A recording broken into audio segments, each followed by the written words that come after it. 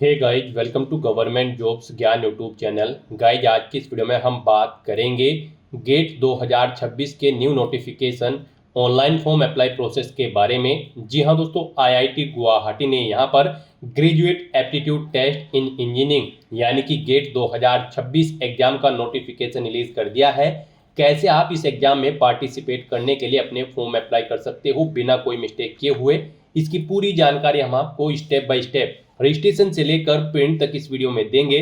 बस आपको इस वीडियो को स्किप के बिना शुरू से लेकर एंड तक देखना है।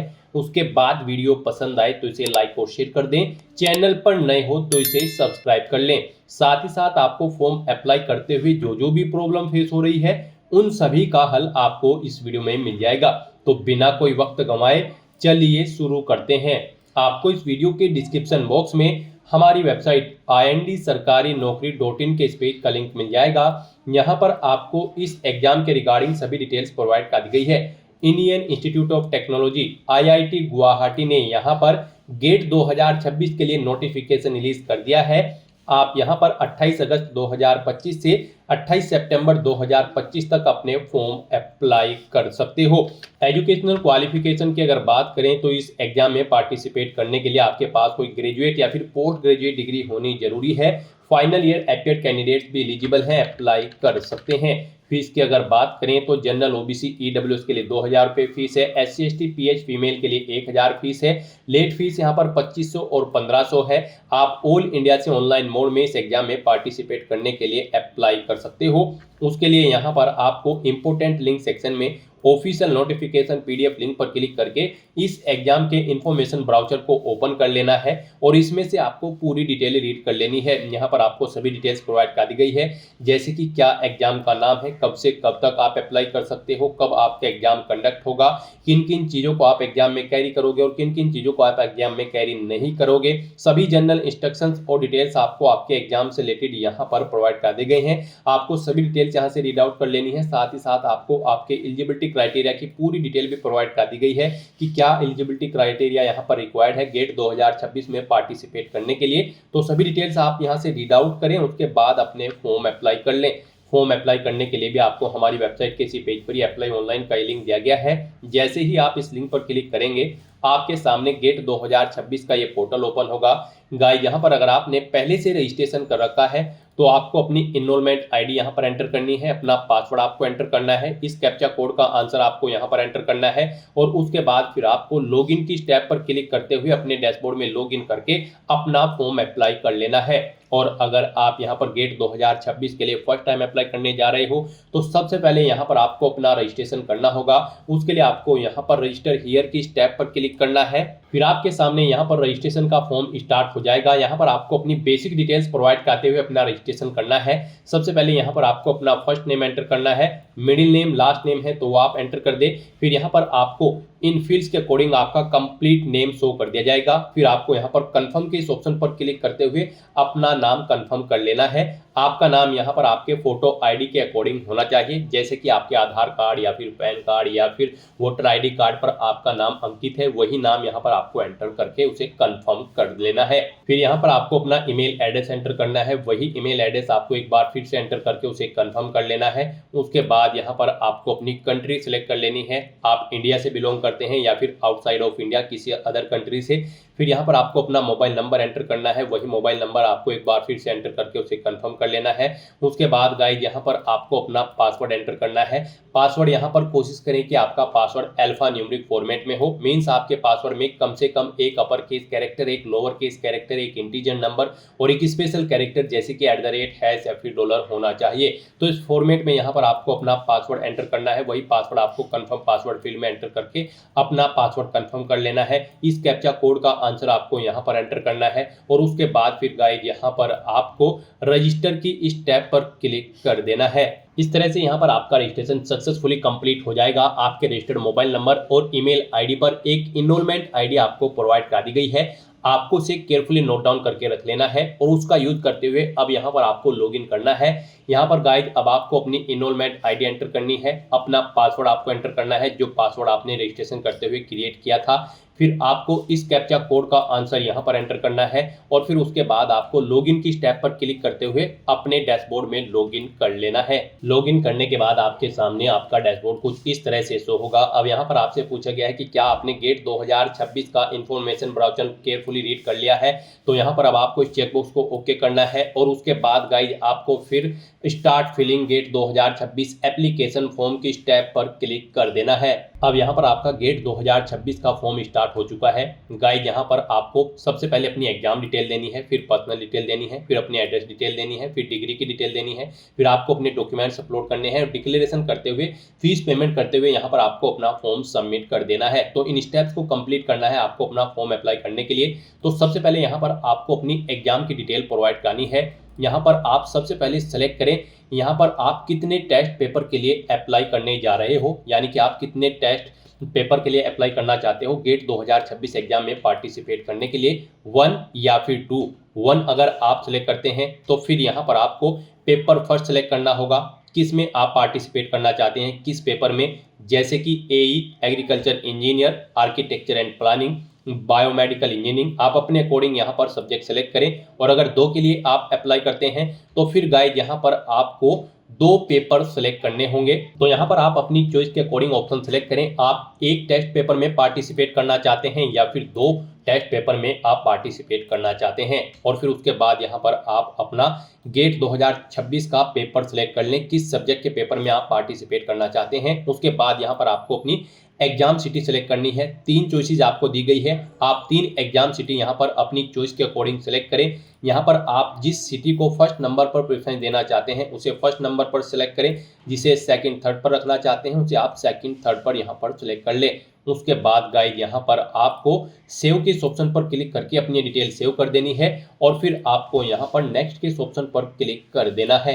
नेक्स्ट यहाँ पर आपको अपनी पर्सनल डिटेल प्रोवाइड करनी है। यहाँ पर अगर आप अपना नाम एडिट करना चाहते हो तो एडिट नेम के ऑप्शन पर क्लिक करके अपना नाम एडिट कर सकते हो। फिर यहाँ पर आपको अपनी ईमेल आईडी और मोबाइल नंबर वेरीफाई कर लेने हैं। आप verify email address, verify mobile number के ऑप्शन पर क्लिक करें। आपके रजिस्टर्ड मोबाइल नंबर और ईमेल आईडी पर OTP जाएंगे, उन्हें यहाँ पर एंटर करके आप अपना मोबाइल नंबर और ईमेल आईडी वेरीफाई कर लें। उसके बाद गाइड यहाँ पर आपको अपनी डेट ऑफ बर्थ सेलेक्ट करनी है। पहले डेट सेलेक्ट करें, फिर मंथ और फिर ईयर आप यहाँ पर सेलेक्ट करें और कंफर्म डेट के ऑप्शन पर क्लिक करके अपनी डेट ऑफ बर्थ यहाँ पर आप कंफर्म कर लें। फिर आपको अपना जेंडर सेलेक्ट करना है। उसके बाद आपको अपनी नेशनैलिटी यहाँ पर सेलेक्ट कर लेनी है। यह आपको ऑटोमेटिकली इंडियन फिल मिलेगी अगर आपने रजिस्ट्रेशन करते हुए इसे सेलेक्ट किया होगा। उसके बाद आपको इस पेज को नीचे स्क्रॉल डाउन करना है। फिर यहाँ पर आपको अपनी कैटेगरी सेलेक्ट करनी है, आप जिस कैटेगरी से बिलोंग करते हैं। उसके बाद गाइड यहाँ पर आपको पूछा गया कि क्या आप PWD कैंडिडेट हैं, अगर हैं तो आप यस करेंगे और फिर यहाँ पर आप अपनी PWD कैटेगरी सेलेक्ट करेंगे। उसके बाद अपनी डिसेबिलिटी आप सेलेक्ट करेंगे, डिसेबिलिटी की परसेंटेज यहाँ पर सेलेक्ट करेंगे। और अगर आप PWD कैंडिडेट नहीं है तो आप यहाँ पर सिंपली नो ऑप्शन सेलेक्ट करेंगे, फिर आपको आगे की डिटेल नहीं देनी होगी। फिर यहाँ पर आपको अपना परमानेंट रेजिडेंस कंट्री सेलेक्ट कर लेनी है, आप किस कंट्री में परमानेंट आपका रेजिडेंस है। उसके बाद यहाँ पर आपको अपना स्टेट सेलेक्ट करना है। उसके बाद यहाँ पर आपको अपना वैलिड फोटो आईडी सेलेक्ट कर लेना है, कोई भी आईडी जैसे कि आधार या फिर ड्राइविंग लाइसेंस, पैन कार्ड या फिर पासपोर्ट आप अपने अकॉर्डिंग ऑप्शन सेलेक्ट करें। उसका नंबर यहाँ पर आप एंटर करें। यहाँ पर आप अपने पेरेंट या फिर गार्जियन का नाम एंटर करें। फिर यहाँ पर आप अपने पेरेंट या गार्जियन की रिलेशनशिप सेलेक्ट करें, जो यहाँ पर आप नाम एंटर करेंगे उसके साथ आपकी क्या रिलेशनशिप है, मदर, फादर, सपोज या फिर लीगल गार्जियन, आप अपने अकॉर्डिंग ऑप्शन सेलेक्ट करें। फिर यहाँ पर आपको अपने गार्जियंस की नेशनलिटी सेलेक्ट कर लेनी है। फिर अपने गार्जियंस का मोबाइल नंबर यहाँ पर आपको एंटर करना है। इस तरह से अपनी सभी डिटेल्स प्रोवाइड करने के बाद गाइज आपको फिर सेव के इस ऑप्शन पर क्लिक करना है और अपनी इन सभी डिटेल्स को यहाँ पर सेव कर देना है। और उसके बाद आपको यहाँ पर नेक्स्ट के इस ऑप्शन पर क्लिक कर देना है। नेक्स्ट यहाँ पर आपको अपने एड्रेस की डिटेल प्रोवाइड करनी है। यहाँ पर आपको अपना कोरोस्पोंडेंस एड्रेस एंटर करना है। यहाँ पर आप अपना एड्रेस एंटर करें, अपनी कंट्री सेलेक्ट करें, अपना स्टेट सेलेक्ट करें और एड्रेस यहाँ पर आप अपना प्रोवाइड करा दें। उसके बाद गाइड यहाँ पर आपको सेव के इस ऑप्शन पर क्लिक करके अपना एड्रेस सेव कर देना है और फिर आपको नेक्स्ट के इस ऑप्शन पर क्लिक कर देना है। नेक्स्ट यहाँ पर आपको अपनी क्वालिफाइंग डिग्री, एजुकेशनल क्वालिफिकेशन की डिटेल प्रोवाइड करनी है।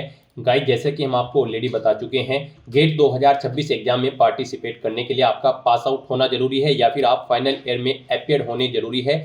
BE BTech में या फिर B फार्मा में या फिर B आर्ट या फिर BSc रिसर्च या फिर BSc या फिर MSc या फिर MA MCA ME MTech dual degree या फिर किसी इंटीग्रेटेड कोर्स में तो यहाँ पर आपको अपनी डिग्री की डिटेल प्रोवाइड करनी है, क्वालिफाइंग डिग्री की, जो कि इस एग्जाम में पार्टिसिपेट करने के लिए रिक्वायर्ड है। सबसे पहले यहाँ पर आपको अपना कॉलेज का पिन कोड देना है। यहाँ पर पिन कोड से मतलब है आपका कॉलेज जिस भी जिले में डिस्ट्रिक्ट में है उसका पिन कोड यहाँ पर आपको दे देना है। उसके बाद यहाँ पर आपको कॉलेज या यूनिवर्सिटी की कंट्री सेलेक्ट करनी है, किस कंट्री में आपका कॉलेज या फिर यूनिवर्सिटी है, वो फिर स्टेट सेलेक्ट करना है। उसके बाद यहाँ पर आपको कॉलेज सिटी या टाउन एंटर कर देना है। फिर यहाँ पर आपको अपनी क्वालिफाइंग डिग्री का रोल नंबर एंटर करना है। ये आपको केयरफुली चेकआउट करना है गाइस। यहाँ पर आपको अपनी क्वालिफाइंग डिग्री का रोल नंबर एंटर करना है। गेट 2026 की इनरोलमेंट आईडी आपको यहाँ पर नहीं एंटर करनी है। उसके बाद यहाँ पर आपको क्वालिफाइंग डिग्री सेलेक्ट कर लेनी है, आपके पास कौन सी डिग्री है, BE, BTech, ME, MTech, BSc, BA, BCom,